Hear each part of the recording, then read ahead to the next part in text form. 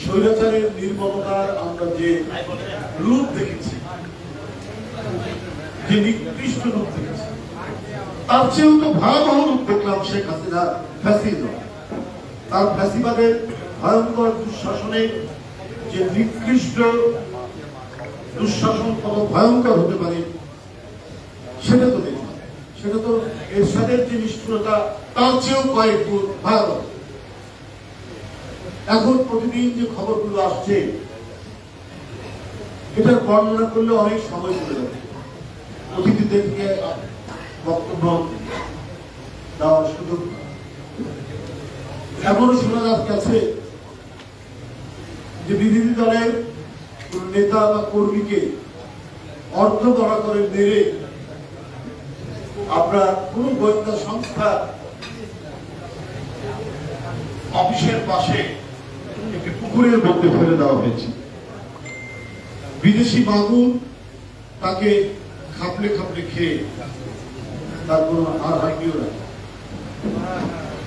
এটা একটা ঘটনা। এই ধরনের আয়নাঘর আমরা দুই একটি সন্ধান পেয়েছি সংবাদ, কিন্তু আরো কত যে আয়নাঘর, কত যে নিপীড়ন, কত যে নির্যাতন, কত হত্যা, কত মৃত্যু, কত নিরুদ্দেশ হয়ে যাওয়ার কাহিনী, এটা তো মহাকাব্যের কাহিনী তো অতিক্রম করে। এই নিষ্ঠুরতা কিভাবে আমরা করব? আমরা এ প্রসঙ্গে আর এই মুহূর্তে নাই, কিন্তু আমরা শুধু একটু বলবো যে সমস্ত দেশ, যে সমস্ত বলবো না, একটি দেশ তাকে আশ্রয় দিয়েছে, সে দেশটি গণতান্ত্রিক দেশ, নিঃসন্দেহে, এটা অস্বীকার করা যায়। কিন্তু আপনি যখন সব জেনে শুনে শেখ হাসিনাকে আশ্রয় দিচ্ছেন এবং আপনার সেখানকার কিছু রাজনৈতিক দল এবং মিডিয়া তার গুরুকীর্তন করছেন এবং বাংলাদেশের বর্তমান পরিস্থিতিতে বাংলাদেশের বিরুদ্ধে ভয়ঙ্কর রকমের অপপ্রচার দিচ্ছেন যে বাংলাদেশের সংখ্যালঘুদের উপর অত্যাচার হচ্ছে, বাংলাদেশের পরিস্থিতি খারাপ, বাংলাদেশে মানুষের কোনো নিরাপত্তা নেই। কিন্তু এর মধ্যে ভিসা রেস্ট্রিকশন করেছে, ভারতে যেতে না দেওয়ার পদক্ষেপ নিয়েছে ভারত সরকার। এর মধ্যেও যারা গেছেন তাদেরকে সেখানকার মিডিয়া আপনার প্রশ্ন করছে যে বাংলাদেশের কি অবস্থা বলছে, সেখানকার নাকি খারাপ অবস্থা। একটা লোক বলেনি যে বাংলাদেশের কোন খারাপ অবস্থা।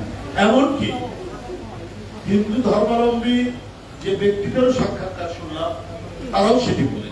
কিন্তু অত্যন্ত পরিকল্পিত ভাবে এই অপপ্রচার কেন? আপনারা যদি গণতান্ত্রিক দেশ হয় তাহলে শেখ হাসিনাকে আপনারা স্বীকৃতি দেন কি করে, তাকে আশ্রয় দেন কি করে, তার গুণ কীর্তন করেন কি করে?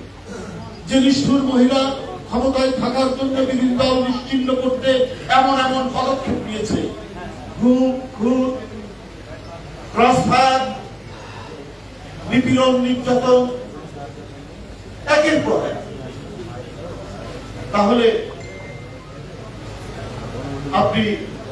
আপনারা তাকেই সমর্থন দিচ্ছেন।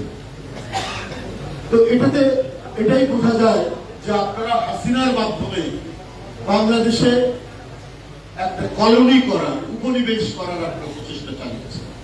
অর্থাৎ ভারতের যে নীতি সেটি বাস্তবায়িত হবে শেখ হাসিনা। তা না হলে আপনি যদি বাংলাদেশের স্বাধীনতা, সার্বভৌমত্ব কিছু বিশ্বাস করতেন এবং এখানকার মানুষের নিজেদের অধিকার এবং তারা কাকে রাষ্ট্র ক্ষমতায় বসাবে এই অধিকারকে যদি আপনারা স্বীকৃতি দিতেন, তাহলে আপনারা এই নীতি অবলম্বন করতে পারতেন না।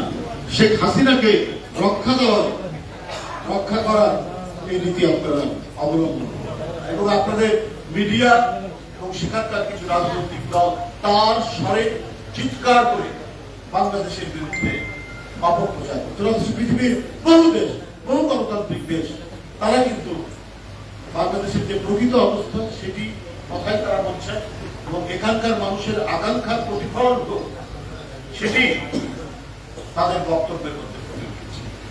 আমরা প্রতিদিনই আন্তর্জাতিক বিভিন্ন দেশ থেকে যে ধরনের আমরা শুভেচ্ছা পাচ্ছি বা যে ধরনের আমরা স্বীকৃতি পাচ্ছি, শুধুমাত্র একটি দেশ ছাড়া পৃথিবীর অন্য কোন দেশও শেখ হাসিনার পালিয়ে যাওয়া মধ্যে দিয়ে যে পরিবর্তন, এই পরিবর্তনকে প্রত্যেকেই স্বীকৃতি। সুতরাং এখন আমাদের একসাথে এগিয়ে যাওয়ার কথা। আমরা এখন চূড়ান্ত গণতন্ত্রের পথে এগিয়ে যাব। গণতন্ত্রের মালিকারা কিন্তু সরকারি, গণতন্ত্রের মালিকারা হচ্ছে জনগণের। আমরা যদি জনগণকে অবরুদ্ধ রেখে তাকে যদি আমরা বলি আপনারা কিছুদিন দাঁড়ান, আমরা সংস্কার করে নেই আগে, এটা বোধহয় মালিকের প্রতি, যে প্রকৃত মালিক তাকে কিন্তু অবজ্ঞা করা, জনগণকে অবজ্ঞা। শেখ হাসিনার বিরুদ্ধে এবং তার ফ্যাসিজমের বিরুদ্ধে, তাদের কালাকানুনের বিরুদ্ধে এই যে দীর্ঘ লড়াই, এই নিরবচ্ছিন্ন লড়াইয়ে বিএনপি এবং সমমনা দলগুলোর যে প্রচেষ্টা, তাদের যে অবদান, এই অবদান কিন্তু খাটো করতে পারেন না। এই তাদের নিরন্তর আন্দোলন সংগ্রামের মধ্যে দিয়ে কত আত্মত্যাগ, এখানে জনপ্রতিনিধি আছেন, এমপি আছেন, এখানে কাউন্সিলর আছেন, এখানে ছাত্র নেতা আছেন, এখানে অধিকারের অ্যাক্টিভিস্ট আছেন, এনজিও নেতারা আছেন, শ্রমিক নেতা আছেন, আমিরুল ইসলামের মতো কে জীবন দেয়, কিন্তু আপনারা এগুলোকে ধর্তেব্যের মধ্যে দিচ্ছেন। আপনারা কোন পথে যেতে চান? আমরা শুনছি যে একটা রাজকীয় দল করার নাকি চেষ্টা করছে, কিং পার্টি যেটাকে। মঈনুদ্দিন ফখরুদ্দিনরা যে চেষ্টা করেছেন, শেখ হাসিনা গোয়েন্দাদেরকে দিয়ে যে কাজ করছেন, এখনো তো আমরা সেটা শুনছি। গোয়েন্দা সংস্থার বিভিন্ন লোকরা বিভিন্ন এলাকায় গিয়ে মানুষদেরকে বলছে যে অমুক অমুক লোকের সাথে আপনারা যোগাযোগ করুন।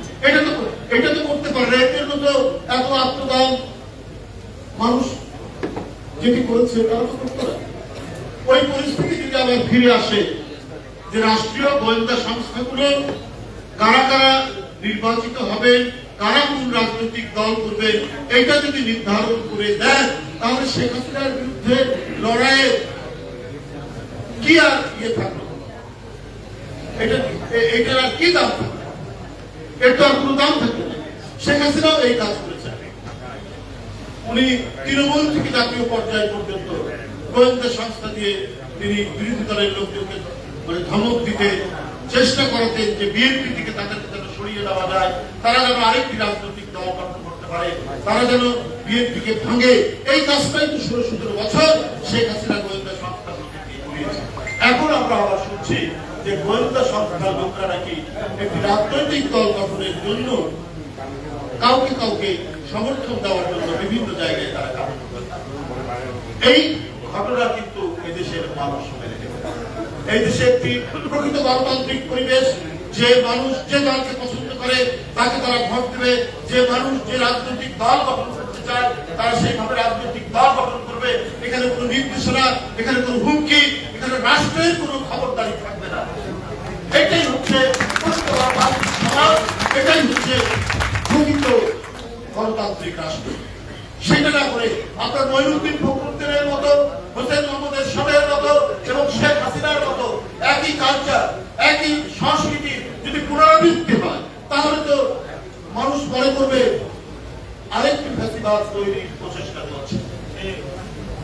এটা হতে দেওয়া যেতে পারে না। একটি নতুন আইন পাস করা হয়েছে, সাইবার সুরক্ষা অধ্যাদেশ 2024,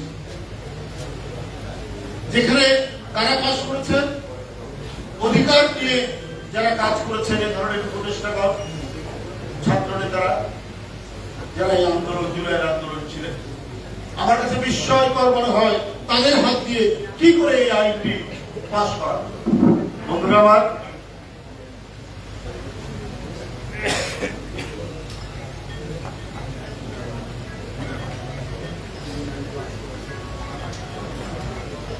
এই জাতীয় সাইবার সুরক্ষা এজেন্সি, এখানে আপনার এজেন্সি এবং আইন শৃঙ্খলা বাহিনীকে অস্পষ্ট ও বিস্তৃত ক্ষমতা প্রদান করেছে। এই আইনের 8-1 এবং 2 ধারায় বলা হয়েছে জাতীয় সংহতি, নিরাপত্তা, প্রতিরক্ষা, ধর্মীয় মূল্যবোধ ও জনশৃঙ্খলার জন্য হুমকি বলে মনে করা যে কোনো তথ্য অপসারণ বা ব্লক করার ক্ষমতা দেওয়া হয়েছে। এটা তো আপনার ডিজিটাল নিরাপত্তা আইনেরই তো একটা এক্সটেনশন বলে মনে হচ্ছে আমার কাছে। শেখ হাসিনা কণ্ঠরোধে যে প্রচেষ্টা করেছেন দীর্ঘ 15 বছর, এবং এর জন্য তিনি যে আইন প্রণয়ন করেছেন, কানুন প্রণয়ন করেছে, আমরা তো এটা তো এই সরকার একটি বিপ্লবের মাধ্যমে যে সরকার, তার কাছ থেকে এটা প্রত্যাশা করা যায় না। এখানে জাতীয় সংহতির কি সংজ্ঞা হতে পারে? এখানে আপনার নিরাপত্তার কি সংজ্ঞা, ধর্মীয় মূল্যবোধীরা আপনারা কি সংজ্ঞা দিচ্ছেন? আর এখানে যদি আইন শৃঙ্খলা বাহিনীর কাছে বিস্তৃত ক্ষমতা থাকে তাহলে তো এটার ব্যাপক অপপ্রয়োগ হওয়ার সম্ভাবনা রয়েছে, ব্যাপক অপপ্রয়োগ হওয়ার সম্ভাবনা রয়েছে। আমরা বিভিন্ন জায়গায় যে মামলা, আপনার স্বৈরাচার এবং ফ্যাসিস্টদের দোষরদের মামলায় অনেক জায়গায় আমরা দেখতে পাচ্ছি যে যারা আন্দোলন করেছে তাদেরও নাম আছে। তারা আইন শৃঙ্খলা বাহিনী, থানা, পুলিশ সঠিকভাবে কাজ করছেন না, অথবা ওই দোষররা ভিতর থেকে নানা ধরনের কলকাঠি করছে। তাদের হাতেই যদি আপনার এই সাইবার সুরক্ষা তাদের 2024 এই আইনটি যদি তাদের হাতে থাকে তাহলে এটা তো বিপজ্জনক, এটা তো আরেকটা ভয়ঙ্কর পরিস্থিতি তৈরি করবে। সুতরাং আওয়ামী লীগের তৈরি করা আইনের সাথে এই আইনের তো তেমন পার্থক্য থাকছে না, বরং বিভিন্ন বিষয়ের সংজ্ঞা নির্ধারণের অস্পষ্টতার কারণে আমরা মনে করি এই আইনের দ্বারা বাক স্বাধীনতা রুদ্ধ করার প্রচেষ্টায় কোন ধরনের উন্নতি হবে না। এই আইনের দ্বারাই সম্ভব বন্ধ রোধ করা। এখানে অন্তর্বর্তীকালীন সরকার তারা জিনিসটাকে যাচাই বাছাই না করে হয় তারা এটি করেছেন, অথবা তাদের মনে যদি কোনো অসৎ উদ্দেশ্য থাকে যে আমরা আবারও মঈনুদ্দিন ফখরুদ্দিনরা যে প্রচেষ্টা নিয়েছেন বিএনপিকে ভাঙার, গণতান্ত্রিক শক্তিকে দুর্বল করা, সেই ধরনেরই আরেকটি ক্ষুদ্র প্রচেষ্টা অত্যন্ত ক্ষীণ আকারে এই সরকারের ভিতরে কাজ করছে কিনা, তাদের অন্তরের মধ্যে ক্রিয়াশীল আছে কিনা, এই নিয়ে জনগণের কিন্তু ব্যাপক সন্দেহ দেখা যাচ্ছে। এবং এই সরকারের যে জাতীয় এবং আন্তর্জাতিক ইমেজ, সেই ইমেজ ক্রমান্বয়ে আপনার ক্ষীণ হতে থাকবে যদি এই ধরনের প্রচেষ্টা একটার পর একটা। মানুষ অনেকেই কিন্তু রাষ্ট্র ক্ষমতা আশা করে সংস্কারের কথা বলেছে। এর আগে আমরা মঈনুদ্দিন ফখরুদ্দিনকেও আমরা দেখলাম এই সংস্কার করবেন, সেই সংস্কার করবেন, কিছু করেছেন, নির্বাচন কমিশনের কিছু করেছেন, আরপিও সংশোধন করেছেন। আমরা এর মাধ্যমে কি দেখলাম? এর মাধ্যমে দেখলাম শেখ হাসিনার মতো একটা নিকৃষ্ট ফ্যাসিস্ট 15 বছর দেশকে এক ধরনের একটা কি বলে যে নরকের মধ্যে পাঠিয়ে 28 লক্ষ কোটি টাকা পাচার করেছে শেখ হাসিনা। 28 লক্ষ টাকা শেখ হাসিনা, তার পরিবার এবং তার দোসররা বাংলাদেশ থেকে পাচার করেছে। কিন্তু তাকে যারা ক্ষমতায় নিয়ে এসেছিল মঈনুদ্দিন ফখরুদ্দিন, যার সম্পর্কে হাসিনা নিজেই বলেছে যে এরা হচ্ছে কি বলে আমার আন্দোলনের ফসল। সুতরাং ওই সংস্কারের গুরুত্ব আমরা দেখেছি, ওই সংস্কারের আমরা প্রক্রিয়াতে দেখেছি, ওই সংস্কারের প্রক্রিয়ার মধ্যে দিয়ে হাসিনার পথে একটি দানব তৈরি হবে।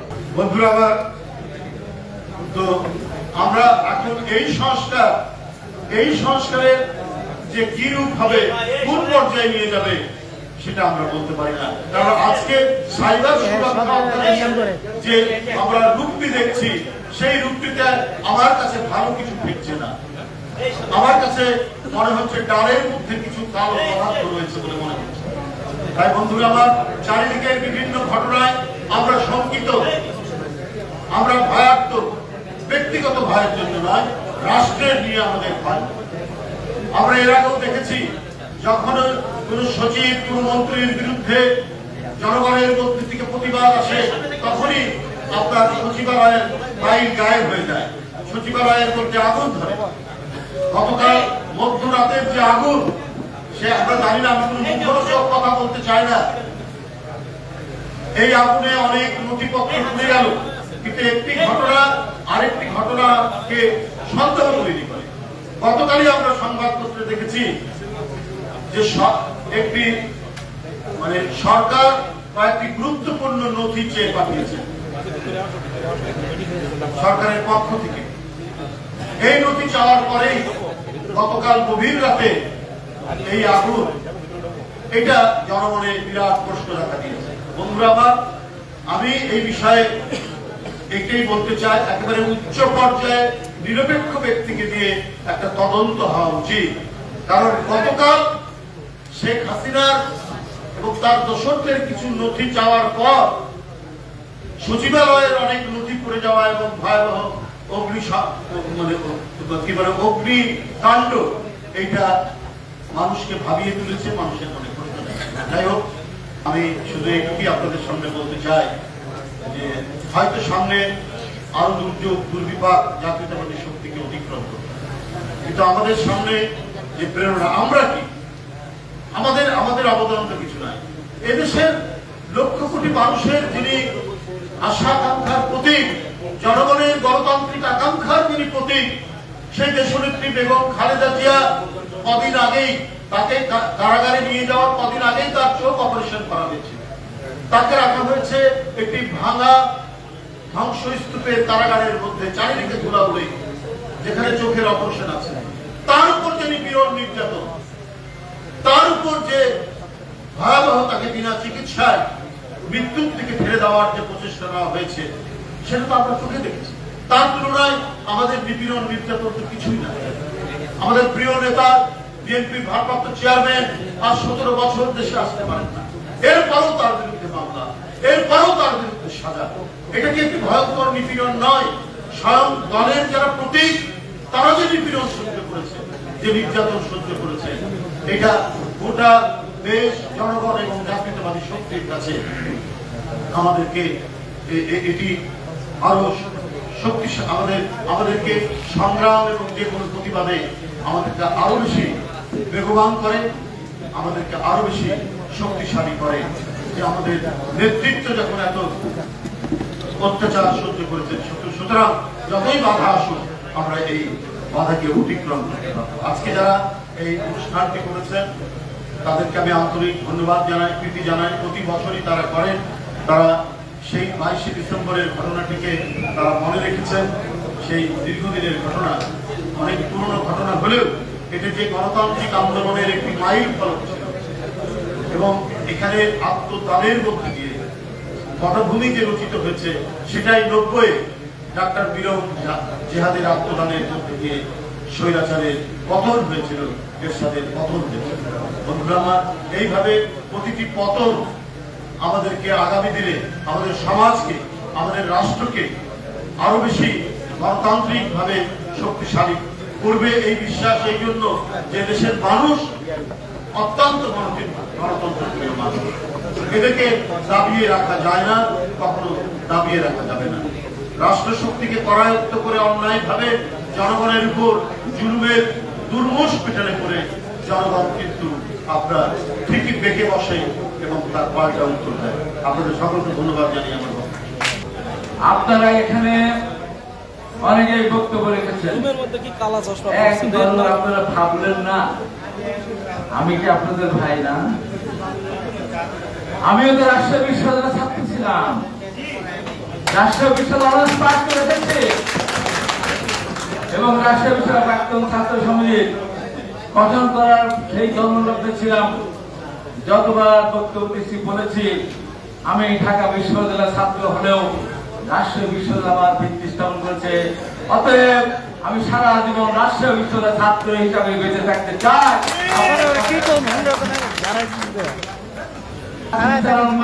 ঘন্টার পর ঘন্টা আলোচনা করে শেষ হবে না। অন্তত আমার সাথে যে সুযোগ আছে, একটা মানুষ সৃষ্টির পিছনে মহান আল্লাহ তাআলা অশেষ রহমত থাকে, আপনি সংগঠিত করে। আজকে যাকে কেন্দ্র করে আলোচনা তার মনে আছে, উনি যখন অধিবেশন করেন তখন আমি ছাত্রলীগের সভাপতি ছিলাম। একেবারে কোলাকুলি করে বললাম, রিজভী আহমেদ আপনি আগামী দিনে রাকসুর ভিপি। কারণ ছাত্রলীগ আলাদা প্যানেল দিয়েছিল, আমি রাজশাহী ঢাকা বিশ্ববিদ্যালয় সম্পন্নের সাথে চ্যালেঞ্জ করেছিলাম 62 বছর পর, বলেছিলাম রাজশাহীতে যাবো, রাসূল ফির মুন্নাকে হারাবো, রিজভী আহমেদকে জয়লাভ করবো। সেই ঘটনার মধ্যে দিয়ে রিজভী আহমেদ বাংলাদেশে অবদান রেখেছেন। আমি মনে করি ওই কাজটুকু করার কারণে আমি নিজেকে গর্বিত মনে করি। রাজশাহী বিশ্ববিদ্যালয়ের ছাত্র রিজভী আহমেদ শুধু ছাত্র দলের সভাপতি হন নাই, ভোটে নির্বাচিত হয়েছেন। উনি স্বেচ্ছাসেবক দলের সভাপতি হয়েছিলেন। উনি বিএনপি যুগ্ম মহাসচিব, উনি দপ্তরের দায়িত্ব পালন করেছেন। যখন মানুষ যারা আমরা সুস্থ শরীর নিয়ে মিছিলে যেতে ভয় পেয়েছি, রিজভী আহমেদকে দেখতে লাঠি ভর দিয়ে দেশটি বেগম সালতার মুক্তির মিছিলে অংশগ্রহণ করেছেন। রিজভী আহমেদের মিছিলে অংশগ্রহণ করার মধ্যে দিয়ে সারা বাংলাদেশে আমরা সুস্থতা অনুপ্রাণিত হয়েছি। বারবার কারাগারে গিয়েছে, রিজভী আহমেদের সঙ্গেও আমি গিয়েছি। আবার পরবর্তী সময় নির্বাচনের আগে যখন গেলাম, রিজভী আহমেদ একদিন চলে চলেছেন কুমিল্লা, আরেকদিন চলে গেছেন রাজশাহী, আবার ঢাকা রাজপথে তাকে আমি দেখেছি, কখনো কারণ বাজার, কখনো গুলশান, কখনো বনানী, কখনো বাড্ডা। এই রিজভী আহমেদ, সেই রিজভী আহমেদ আমাদের গর্ব। এবং আমি মনে করি এখানে যারা উপস্থিত আছেন সবাই রাজশাহী বিশ্ববিদ্যালয়ের ছাত্র, দু একজন আছেন ঢাকা বিশ্ববিদ্যালয়ের ছাত্র। আজকে মূলত অনুষ্ঠানটা রিজভী আহমেদকে কেন্দ্র করেই দীর্ঘ 40 বছর 4 দিন পর আজকে আমরা সেই দিনটিকে স্মরণ করছি। 1984 আর 2024 আর 22 থেকে 26, 4 দিন, দীর্ঘ 40 বছর 4 দিন পর রিজভী আহমেদের সেই সময়ের বরিষ্ঠ ভূমিকার কথা আমরা স্মরণ করছি। এই দীর্ঘ 40 বছর 4 দিন পূর্বে রিজভী আহমেদের সাথে যে ভূমিকা রেখেছিলেন এই বাংলাদেশের গণতান্ত্রিক আন্দোলনে, এই দেশের মানুষ যুগ যুগ ধরে স্মরণ করবে বলে আমি বিশ্বাস করি। আর রিজভী আহমেদকে যদি আমরা সেই জায়গায় পৌঁছে দিতে চাই, তার প্রধান মূল্যায়ন করতে চাই, আগামী দিনে যে আমাদের যুদ্ধ বর্তমান শুরু হয়েছে, দীর্ঘ 17.5 বছর আন্দোলন সংগ্রাম করার মধ্যে দিয়ে শত শত মানুষকে হারিয়েছি, গুম হয়েছে, হাজার হাজার মানুষ নির্যাতিত হয়েছে, ইলেকট্রিক শক দেওয়া হয়েছে। সেই বিএনপিকে নিয়ে আজকে যখন কটাক্ষ করে কিছু কিছু ছেলেরা এবং কিছু কিছু দল, আমি পরিষ্কার করে বলে যাই, যত ষড়যন্ত্র হোক না কেন, দেশটি বেগম খালেদা জিয়া এবং যারা তারেক রহমানের নেতৃত্বে বাংলাদেশ সামনের দিকে এগিয়ে যাবে, একটা নির্বাচন হবে, সেই নির্বাচন অবশ্যই ধানের বিজয় লাভ করবে। সেই অবদান হবে বন্ধুরা আমার। আজকে বলতে চাই, সেদিন শহীদ হয়েছিল আজিজ হকার, সেদিন শহীদ হয়েছিল সাধারণ সিরাজ, এরকম শত শত শহীদের রক্তের বিনিময়ে আমরা শহীদের সাহায্য উদ্ধার করেছিলাম। কিন্তু পরবর্তী সময় দেখলাম সেই শহীদের সাহায্যকে সাথে করে 15.5 বছর এই বিগত সরকার আমাদের উপরে মহা অত্যাচার করেছে। ভোট দিতে দেয় নাই, ভোট কেন্দ্র দিতে দেয় নাই, বিনা ভোটে নির্বাচিত হয়েছে, একদলভাবে নির্বাচিত হয়েছে। আজকের এই দিনে রিজভী আহমেদের কথা স্মরণ করে আমরা পরিষ্কার করে বলতে চাই, ওই যে সরকার আমাদের অত্যাচার করেছে, নির্যাতন করেছে, দেশনেত্রী বেগম খালেদা থেকে বিনা কারণে শাস্তি দিয়েছে, বিদেশে চিকিৎসা দিতে দেয় নাই। আমাদের প্রিয় নেতা যার বাবা মহান সরকার ঘোষণা দিয়ে যুদ্ধ করে দেশ স্বাধীন করেছিলেন, বিলুপ্ত উপাধি পেয়েছিলেন, সেক্টর গভর্নর জিয়া রহমানের সন্তান তারেক রহমানকে দীর্ঘদিন বাংলাদেশ আসতে দেয়নি। একের পর এক মিথ্যা বাংলাদেশ সাজা দিয়েছে, একের এক হরণ করা হয়েছে, একটা যুবকের নামে মিথ্যা বাংলাদেশ সাজা দিয়েছে। আজকে আমরা শপথ দেব, এই সমস্ত সাজা আমরা যদি বন্ধ নেব, আগামী দিনের নির্বাচনের মধ্যে দিয়ে যারা আপনার মধ্যে দিয়ে প্রিয় বন্ধুরা আমার, সারা পৃথিবীর ইতিহাস যদি আপনি সামনে নিয়ে আসেন, বাংলাদেশের যে নির্যাতন হয়েছে বিএনপির বিরুদ্ধে, বাংলাদেশের মানুষ যেভাবে নির্যাতিত হয়েছে, তা হয়েছে পৃথিবীর ইতিহাসে একটি প্রমাণ তার পাবে না। অথচ সেই দলকে নিয়ে আজকে গভীর ষড়যন্ত্র হচ্ছে। তাই আমি সেদিকে যেতে চাই না, শুধু বলতে চাই, বর্তমান সরকার উদ্দেশ্য করে বলতে চাই, ষড়যন্ত্র শেষ হয়ে যায়, এখনো ভারত ষড়যন্ত্র করছে। প্রতিনিয়ত এই সরকারের মধ্যে যারা প্রযুক্ত আছে, তারা ষড়যন্ত্র করেই চলছে। আপনারা মনে করবেন না এই তরি পাই এই সমুদ্র পার হতে পারবেন, এই উত্তাল সমুদ্রে পার হতে চাইলে বিএনপিকে সঙ্গে নিয়ে ছাড়া কোনোভাবে সম্ভব হবে না। আর বিএনপির বিরুদ্ধে আঙ্গুল তুলবেন না। অনেকেই বলেছেন, অনেকেই বলার চেষ্টা করছেন নৌকা ধানেশি 2 সময়ের 1 মিনিট। আমি অতি দুঃখের সাথে বলেছিলাম এদিন শুধু নয় এদিকে গুলি করেছিল, সেজন্য আমি জিজ্ঞাসার কথা বলেছিলাম। ম্যাডাম খালেদার নামে আরেকটা কথা যদি বলে, আমি জেল খাতায় বেরোবার বলেছিলাম একবার বলে দেখেন তার জিপ্পাটে কেটে ফেলা হবে। আমি 5 তারিখের পরে বলি নাই, এখানে মানতে পারে না। দীর্ঘ 15 বছর তাদের অত্যাচার করেছে, আমাদেরকে হত্যা করেছে। সেই নৌকা ধানের শিশুরা এক ভাই মূল্যায়ন করতে চায়, তাদের বিরুদ্ধে আমার হুঁশিয়ার চলন করে বলতে চাই, আবার পুনরুত্থান করতে চাই, আমার নামে মামলা হবে। এই কথা ছাড়াই বলবেন ওই চিপ্পাটা কেটে কালো কুত্তাকে খাওয়া যাবেন না, লাল কুত্তাকে খাওয়া যাবে। আমরা জীবন আন্দোলন এখন আমাদের রক্ত দেওয়া শেষ হয় নাই। আমাদের বিরুদ্ধে বিচার আজকে বড় একটি দল বড় মনে করছে, তারা মনে করছে ক্ষমতায় চলে গেছে, তারা বলার চেষ্টা করছে, এক চোরকে তাড়িয়েছে, আর দল ডাকাতি করা শুরু করেছে।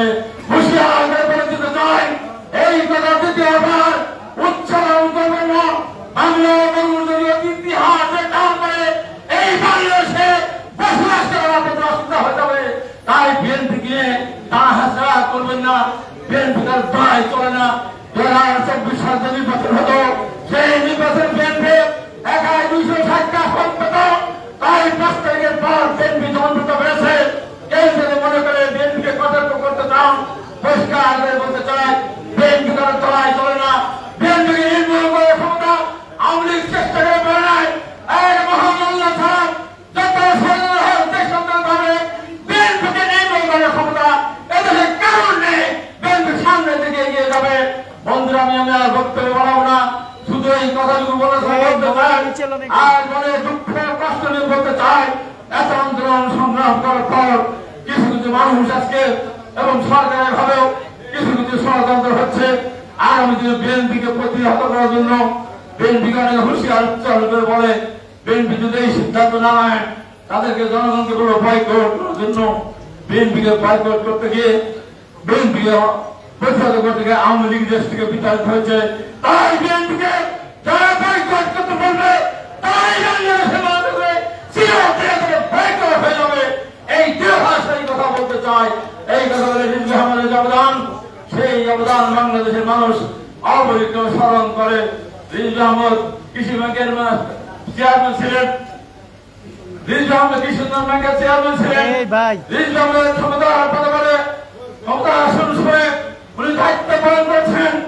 এখনো রিজভী আহমেদ ভাড়া বাসায় থাকেন, দোতলা বাসায় হেঁটে হেঁটে অনেক ঘুরে ঘুরে। আমিও ছয়তলায় ভাড়া বাসায় থাকে, অসুস্থ ওয়াইফ কিনে আমি এখন এক পা করে আমি 6তলায় উঠি আর রিজভী আহমেদের কথা স্মরণ করি। তাই আজকে বলতে চাই, আজকে যে আমার আদর্শ আপনাদের সামনে এসে দান রিজভী আহমেদ থেকে তাকিয়ে দেখুন, রিজভী আহমেদের সাহসকে সামনে রেখে এগিয়ে যান। আগামী দিনে যত ষড়যন্ত্র করবে চাই করবে, আমি মনে করি নৌসেন খান এবং রিজভী আহমেদ আমাদের নেতৃত্বে শিল্পী বেগম খালেদা তারেক রহমানকে নিয়ে সমস্ত ষড়যন্ত্র আমরা নস্যাৎ করতে সামনে থেকে এগিয়ে যাবো। এই এই কথা বলে কারণ শুনেছেন, সবাইকে ধন্যবাদ দিয়ে আমি আমার বক্তব্য শেষ করছি। 63 সালের দিকে আমি ঢাকা বিশ্ববিদ্যালয়ের রেজিস্ট্রার অফিসে চাকরি করতাম এবং এখন যেটা ওসমানী উদ্যান, এই ওসমানী উদ্যান তখন ছিল রেলের কলোনি। এই কলোনির তৃতীয় চতুর্থ শ্রেণীর কর্মচারীদের যে বাসা, ওর ফাঁকে ফাঁকে কিছু ছাত্রা ঘর করে তারা ভাড়া দিত। ওরকম একটা ঘরে মাসে 10 টাকা বেতন ভাড়া ওখানে থাকতাম। বিকাল বেলার দিকে যখন মাঝে মাঝে বিভিন্ন প্রোগ্রাম শুনতে যেতাম, বাদাম বাজার 4 পয়সা বাদাম বাজার অনেক বসে বসে খাওয়া যেত। আর পাশের স্টেডিয়ামের দোকানে একটা দোকান ছিল প্রভিন্সিয়াল বুক ডিপো। ওখানে বিদেশি বই একটু বাম ধারার বই পুস্তক পাওয়া যেত। একটা বই খুব পছন্দ হয়েছে, কিনলাম, পশতু গণমুখী কবিতা, পশতু ভাষায় লেখা গণমুখী কবিতার বই। বহু বছর পরে কয়েকদিন আগে তার ফটোকপি আমি জোগাড় করতে পেরেছি। হারিয়ে গিয়েছিল, মুক্তিযুদ্ধের সময় আমার মাথা যখন পড়িয়ে দেয় তখন ওই বইটা পড়ে গেছিল। সে বইয়ের মুখবন্ধে একটা কথা লেখা ছিল, রক্তাক্ত বাঘ আর আহত সিংহের পায়ে শীতল পরানো যায়, কিন্তু আমাকে নয়। বললাম এবং ভাবতে লাগলাম যে এমন কথা কে বলতে পারে। কতটা সাহস, কতটা দৃঢ়তা, কতটা কমিটমেন্ট থাকলে কেউ এরকম একটা কথা বলতে পারে যে রক্তাক্ত বাঘ এবং আহত সিংহের পায়ে শিকল পরানো যায়, কিন্তু আমাকে নয়। সেরকম মানুষ দেখেছেন আপনারা কখনো? দেখে দেখবে, দেখে দেখ।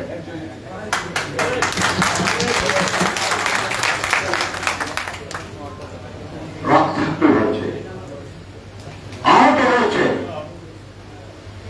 মৃত্যুর সঙ্গে বাঁচা রয়েছে, কিন্তু লড়াইয়ের ময়দান পরিত্যাগ করে নাই।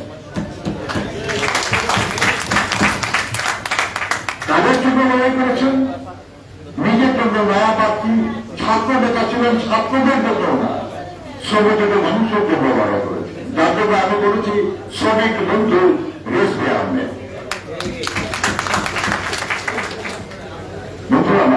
অনেকক্ষণ ধরে আপনার বক্তব্য শুনছেন এবং আমাদের অত্যন্ত চমৎকার ভালো ভালো বক্তাদের বক্তব্য শুনেছেন আপনারা।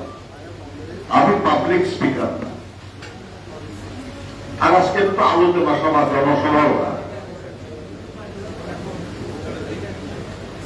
আমি বলি আপনাদের একটা দিনে যে আপনাদের উপস্থিতি এবং বক্তব্যের মানে হচ্ছে যে রেসবে আহমেদকে আপনারা খুব সম্মান করেন, শ্রদ্ধা করেন, ভালোবাসেন, আপন জানেন। এটা কি ঠিক তো নাকি? একবার নিজের মনের কাছে জিজ্ঞাসা করেন, রেসবে আহমেদের মতো সাহস, দৃঢ়তা, কমিটমেন্ট কি আমাদের সবার মধ্যে আছে? তাহলে কি লাভ হবে ভালোবাসা? আমি জানি যে আমরা কেউ রেসবে আহমেদ হতে পারবো না, কিন্তু যদি তাকে তার কর্ম, সে কারণে যদি আমরা তাকে শ্রদ্ধা করি, তাহলে সে কর্মের অনুশীলন বা অনুসরণ করার চেষ্টা করবো না কেন আমরা? অতটা পারবো না, কিন্তু কিছু তো পারবো নাকি? আপনারা তো অনেকেই এই কবিতাটা শুনেছেন, এক সময় এটা ভাব সামনে সামনের মতো হতো আর কি, যে কে লইবে মোর কার্য পথে সন্ধ্যা রবি, শুনিয়া জগৎ রহে নিরুত্তর ছবি। সন্ধ্যা রবি, সূর্য ডুবে যাচ্ছে যখন, সারা দুনিয়া অন্ধকার হয়ে যাবে, তখন সেই সূর্য জিজ্ঞাসা করছে যে আমার কাজ, আমি যে আলো বিতরণ করলাম সারাদিন ধরে, আমার এই কাজটা কে নেবে? সমস্ত দুনিয়া ছবির মতো নিরন্তর মাটির প্রদীপ ছিল, সে প্রদীপ স্বামী, আমার যেটুকু সাধ্য করিব না। একটা মাটির প্রদীপ কতটুকু বাঁধা আলো, কতগুলি বাসে আলোকিত করতে পারে, কিন্তু সে বলল যে আমার যতটা সাধ্য আমি কতটা করব। ভাবো একবার, আমরা সবাই যদি প্রদীপের মতো কিছু জায়গা আলোকিত করতে পারি, তাহলে সবাই মিলে কি আমরা অনেক জায়গা আলোকিত করতে পারি না? পারি তো নাকি? এবং আমরা আরো যাদেরকে আমাদের সঙ্গে যুক্ত করতে পারবো, তারাও যদি প্রদীপে আলো জ্বালায়, তাহলে কি আরো বেশি জায়গা আমরা আলোকিত করতে পারবো না? এটা যদি পারেন আমরা যদি এটা পারি তাহলেই শুধু রেজভি আহমেদের প্রতি শ্রদ্ধা জানানো হবে। আর তা নইলে এই আয়োজন, এই বক্তৃতা কোনো কাজে বন্ধুরা, আজকে রাজনৈতিক আলোচনা করতে আসে না।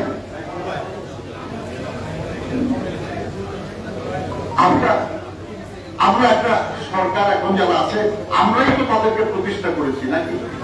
কারো তো জোর করে ক্ষমতা দখল করে নাই। আমরা এই দেশের মানুষরা আন্দোলনের রত যারা ছিলাম আমরা সবাই মিলে তাদের প্রতিষ্ঠা করেছি। তাদের কাছে প্রত্যাশা কি আমাদের? যে তারা জনগণের দৈনন্দিন সমস্যা সমাধানের চেষ্টা করবেন, যারা অপরাধ করেছে, দোষ করেছে, খুন করেছে তাদের বিচারের চেষ্টাটা করবেন, যতটা পারেন শেষ করবেন। আর যে গণতন্ত্রের জন্য আমরা লড়াই দীর্ঘদিন ধরে করে চলেছি, সে গণতন্ত্র কোন প্রতিষ্ঠার ক্ষেত্রটা প্রস্তুত করে একটা নির্বাচনের আয়োজন করবেন, তাই তো? তাহলে এই প্রতিষ্ঠিত যেসব রাজনৈতিক দলগুলি তাদের সম্পর্কে কমেন্ট করা, সমালোচনা করার কি দরকার তাদের? তারা কি প্রতিপক্ষ আমাদের? আমরা তো মনে করি না তাদের প্রতিপক্ষ, এবং তারা আমাদের প্রতিপক্ষ হওয়ার যোগ্য না। আমরা রাজনীতি করি, তারা তো রাজনীতি করে না, কাজে তারা আমার প্রতিপক্ষ হবে কেন? আমরা ইলেকশন করবো, তারা কি আমাদের বিরুদ্ধে ইলেকশন করবে? তাহলে প্রতিপক্ষ তো না আমাদের। তাহলে মিশামিশি কেন এসব কথাবার্তা কিছু বলা হয়, 5 বছর কিছু করা যায় না, ইত্যাদি ইত্যাদি।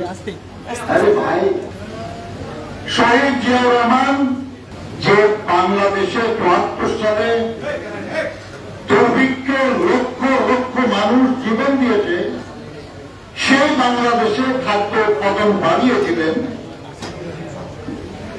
এবং যিনি দুর্ভিক্ষ পীড়িত মানুষকে চাল দিয়ে সহযোগিতা করেছিলেন,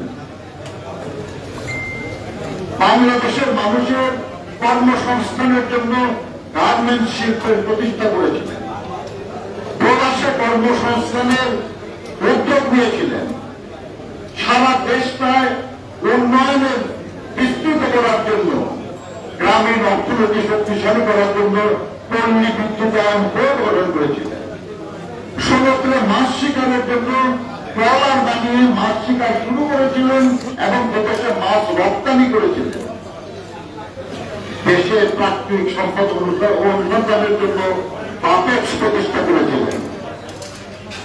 এগুলো কি গুরুত্বপূর্ণ কাজ না? এগুলো কি গুরুত্বপূর্ণ অর্জন না?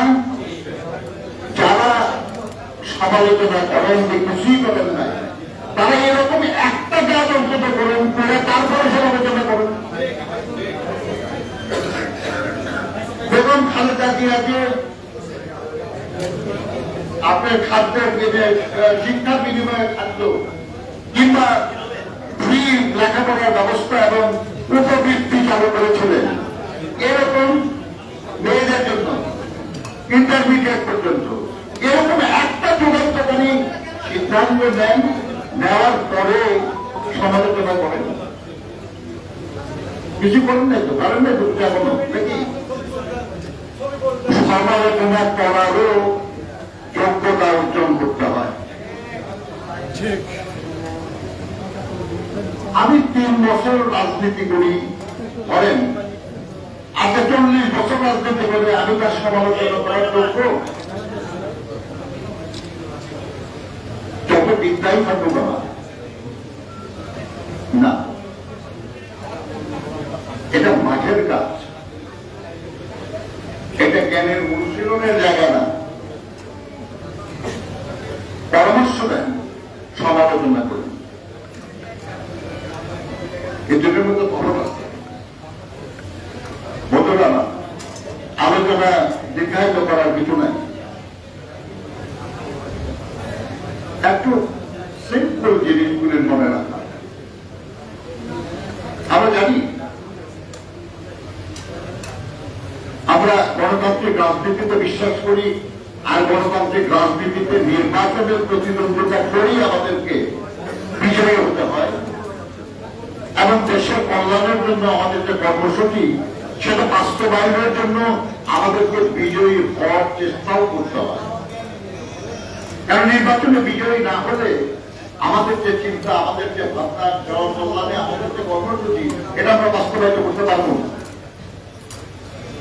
সেজন্য আমরা জিততে চাই। সেই জেতার জন্য যেমন সংগঠন দরকার সেরকম সংগঠন করতে হবে। যেমন সমঝোতা থাকা দরকার আমাদের নিজেদের মধ্যে, এটা আমাদের নিশ্চিত করতে হবে। আর সেটাতে কোন ত্রুটি হলে আমরা জিততে পারব।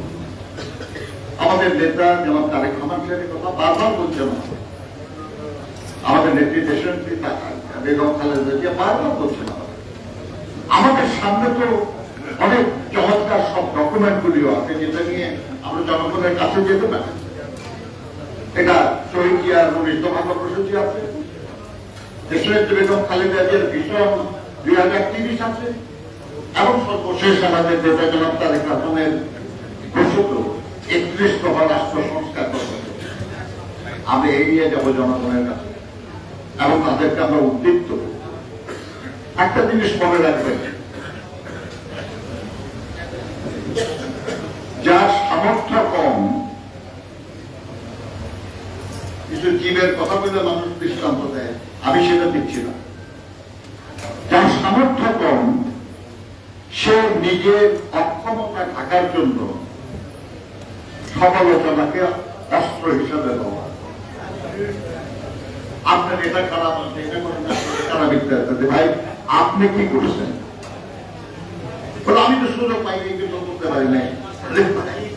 আপনি সুযোগ পাল্টায় পাইলে যে কি করতেন এটা তো বোঝা যাচ্ছে না নাকি? যদি চাইতেন পাইতেন সুযোগ, তারপরে না তুলনা করতে পারতেন যে আপনি ভালো না আমি ভালো, কিন্তু তারপরে এটা হবে এবং এর জবাব যেন আমাদের কাছে প্রস্তুত থাকে। আর সে জবাব হলো আমাদের ইতিহাস, জবাব হলো আমাদের অর্জন, জবাব হলো আমাদের কর্মসূচি, জবাব হলো আমাদের ভাষা, রাষ্ট্রভাষা। এই দিয়ে আমাদেরকে আগাতে হবে। আর সাবধান থাকতে হবে, এই যে যারা মিথ্যা সমালোচনার মাধ্যমে অসহায়ের আত্মনাদ করছে, এরা অসহায়ের আত্মনাদ করে। আমাদের সামর্থ্য নাই, সামর্থ্য থাকলে বলতাম এটা বর্জন নাই, ওদের একটা আত্মনাদ। এই আত্মনাদের মাধ্যমে তারা সহানুভূতি পেতে পারে, প্রশংসা, কিন্তু তার জবাব আমাদের কাছে প্রস্তুত থাকতে হবে। আমাদের অনেক অর্জন এবং তাই নিয়ে আমাদের জনগণের সামনে যেতে হবে। বিএনপি যদি জিতে তাহলে আপনারা যাকে খুব ভালোবাসেন রেজিয়ার মতো জিতে, আর না হলে জিতবে না। আমি বিশ্বাস করি রাজশাহী বিশ্ববিদ্যালয়ে যারা তার সাথী ছিলেন, রাজশাহীতে যারা তারা সাথী ছিলেন, তার অনুরাগী যারা ছিলেন, যারা সক্রিয় আছেন, তারা চলুন সবাই মিলে আমরা একসাথে কাজ করি এবং আগামী দিনে বিজয়ের জন্য আপনাদের সবাইকে ধন্যবাদ।